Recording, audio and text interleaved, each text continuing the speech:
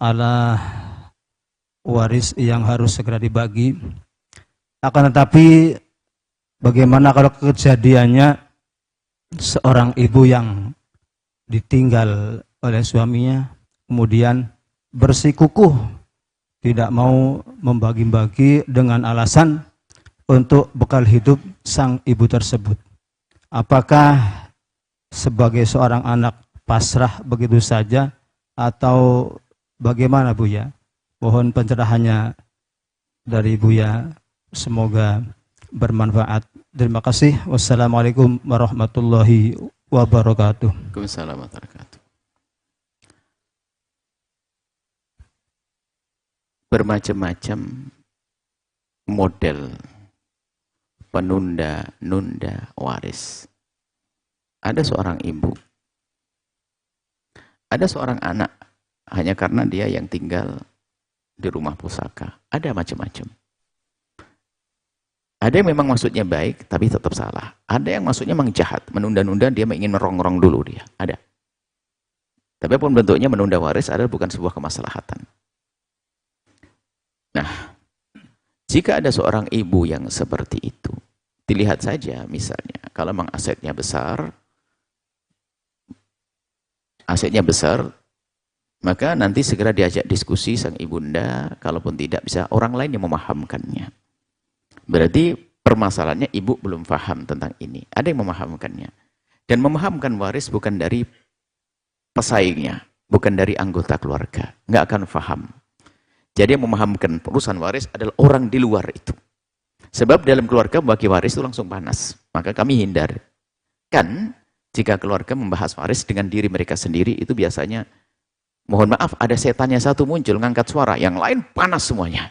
Jadi iblisnya tadi yang satu. Makanya kalau ada dalam sebuah keluarga, tolong diingat. Lagi pembagian waris yang mengangkat suara, dia adalah setannya yang nomor satu. Setan gedenya. Kalau sudah ada yang ngangkat suara, dia iblis. Biarpun katanya jubahnya gede, imamahnya gede, katanya jamaahnya ribuan, dia iblis. Kenapa ngangkat suara? Karena itu akan memanaskan hati sehingga apa? Menjadi jelek pembagian waris. Nah ini. Maka dalam pembagian waris tidaknya Anda selalu lembut hati, lembut perilaku, lembut tutur kata. Terserah. Ini. Mengangkat suara iblisnya.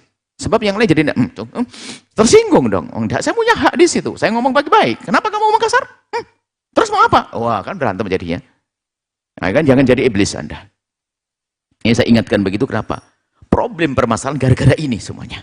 Rata-rata. Setiap orang jadi susah gara-gara yang ngangkat suara satu. Ada iblisnya tadi. Bahkan iblisnya sering pakai kopiah putih, kadang bersorban itu. Yang paling pinter, yang paling alim dalam bagian waris itu. Yang paling ahli ibadah. Yang paling soleh katanya.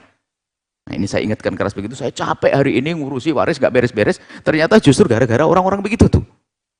Kenapa saya nggak ngangkat suara begini? Biar hati-hati urusan waris. Waris adalah berkah, rezeki nomplok dari orang tuamu. Jika kau ambil harta waris dengan cara yang benar, akan berkah untuk hidupmu. Tapi kalau kita ambil dengan cara yang haram, akan sengsara kita. Nah, ibunda mungkin belum paham, difahamkan. Kemudian kalau ternyata, rumahnya juga rumah kecil dan yang lain sudah punya semuanya, ya, rumahnya rumah kecil satu, ya tidak usah, ya dibagi dalam hitungan. Tapi setelah itulah sebagai anak saya juga nggak butuh rumah itu, kami berempat sudahlah kita hibahkan saja ke Umi ya. Umi jatahku adalah Umi. Jadi Umi rumah bisa jadi miliknya sang ibu semuanya, bisa saja seperti itu.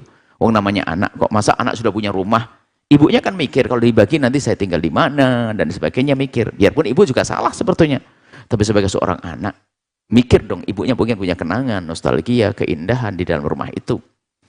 Atau kalau memang belum bisa dibagi di catatan saja. Dihitam di atas putih bahwasanya tanah ini adalah 1/8 miliknya ibu, selebihnya milik anak-anak, begini-begini, dicatat. Kemudian saat ini yang menempati adalah ibu. Dan nanti kalau terjadi yang meninggal, diwaris lagi. Jadi supaya tidak bermasalah di kedepan hari. Kalau tidak segera dicatat hitam di atas putih, nanti akan mengundang permasalahan. Jadi bagi anak pun jika ingin berdiskusi tentang waris kepada ibunya harus dengan sopan santun. Jangan seperti pesaing, seperti di mahkamah begitu. Ibunya ditunjuk begitu. Alasan syariat. Kata syariat, kata Buya Yahya. Wah, dengan kacau lagi. Ini nggak benar ini orang. Jadi tetap sopan santun kepada ibunda. Kalau ternyata ibunda bulan ini belum bisa, bulan depan. Atau mungkin kita sangat butuh. Kita bisik kepada abang, bang. Saya butuh banget bang pada uang ini bang. Tapi ibu kayaknya belum berkenan, gimana? Abang bisa nombokin enggak, Bang? Ya udah dah, nombokin. Jadi nanti saya enggak punya lagi, Bang, hak di situ. Ya deh.